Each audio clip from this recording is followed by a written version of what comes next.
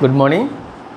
Have a good day for the next part of the living world. So today we will discuss about the taxonomical aid.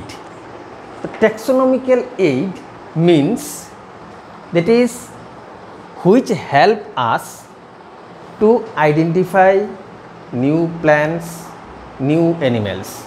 Taxonomy is a branch of science or branch of biology which deals with classification of animals and plants. So, identification of animals and plants, we need some aid or some equipment. Without the equipment, it is very tough for us to identify a plant or an animal. For example, we are going in a field or in a forest, we are seeing some plants or some animals. First of all, we have to identify.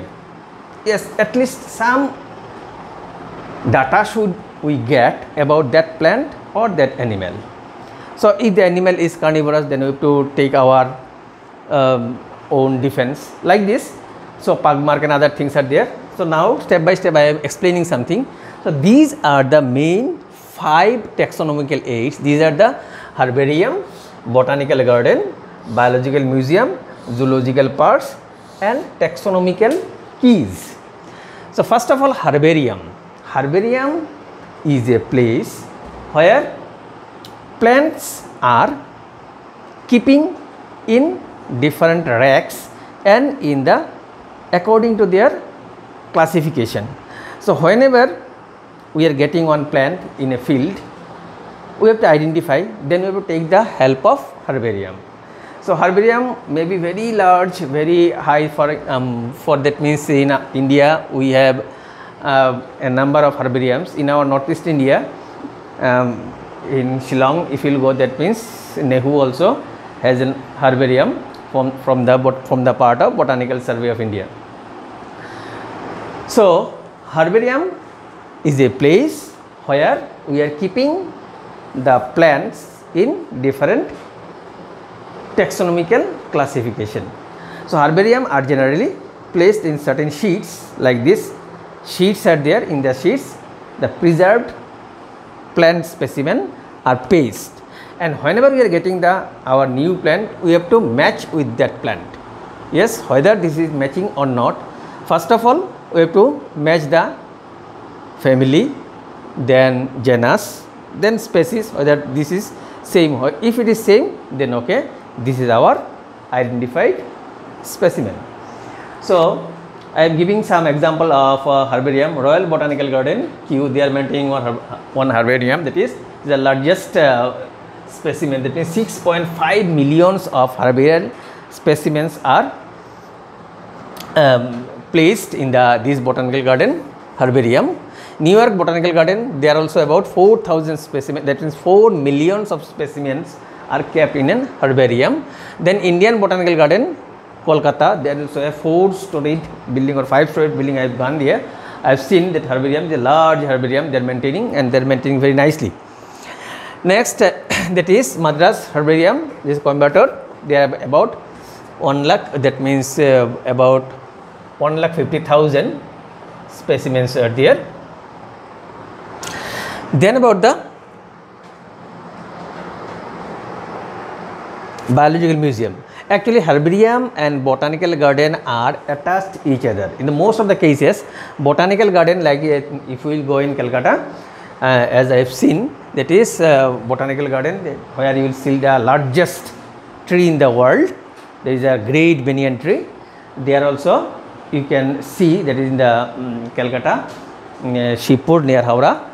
You can see that particular plant, that is the largest plant in the world. And we are lucky enough, we are Indians, and the largest tree is situated in Calcutta. Okay, so this is Indian Botanical Garden. Then the botanical garden and herbarium, they are attached each other in the most of the cases. Biological museum. Biological museum, that is the natural, it is also a space or some spaces where we are keeping the dead remains of animals. Museum That means in Calcutta also we have a large museum. So there, with the help of these relics and this animal remains, we can identify a new animal. That is the biological museum. I have given some examples. That is Natural History Museum in London, United States National Museum in Washington, National Museum of Natural History in Delhi, Prince of Wales Museum, Mumbai. In Andaman Nicobar Island also there is a large museum. Then about the zoological parks, I am giving a next I am writing some zoological parks or zoos. That is Bandipur National Park in Karnataka, Corbett National Park in Uttarakhand, Gir National Park in Gujarat, Kaziranga National Park in Assam. These are some famous national parks in India. I will give the audio, and that means in the only photograph, and you will get through the books, you will get the other national parks. So national park has certain zones. That is, one is the core zone, then buffer zone, and then the peripheral zones. The core zone is responsible for only the animals they will survive, they will allow, and only the scientists are allowed for going there. Other common people are not allowed for going in the core zone. Only in the buffer zone some amounts of visitors are allowed, and in the peripheral zone the normal people and vegetations are allowed. Then we are going to the taxonomical key. Next is a taxonomical aids, taxonomical key.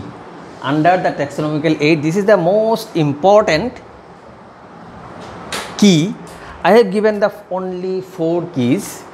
Whenever we are going in a field or in a forest, first of all we will see whether the tree possesses branches or not. If branches is there,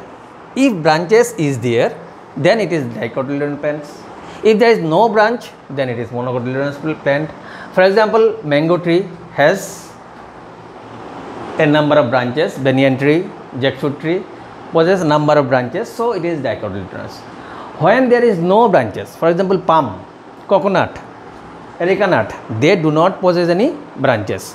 So whenever there will be no branches, then it will be monocot.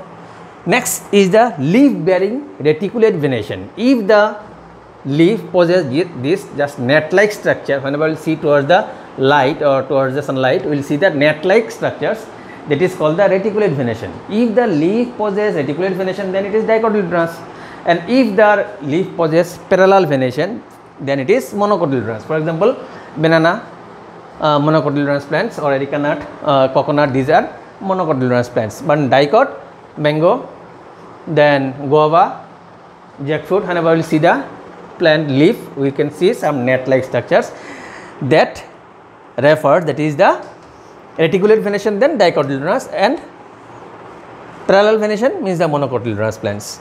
Then we will take the plant. If the plant is a smaller plant, that means the saplings, will collect the sapling and we will see the root system. If the root system is taproot system, then it is dicotyledonous, and if it is fibrous root system, then it is monocotyledonous. So these are some keys to open the mystery in our plant kingdom. Next, then please the pentamerous flower. We will pluck one flower, and if you see, pentamerous means 5 or multiple of 5. If it is 5, 10, 15 like this, petals are there.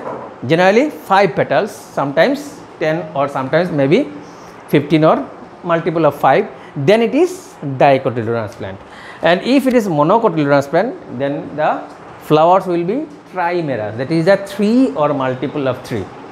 When 3 or multiple of 3, that is the trimerous flower. When the flower is trimerous, then the plant is monocot.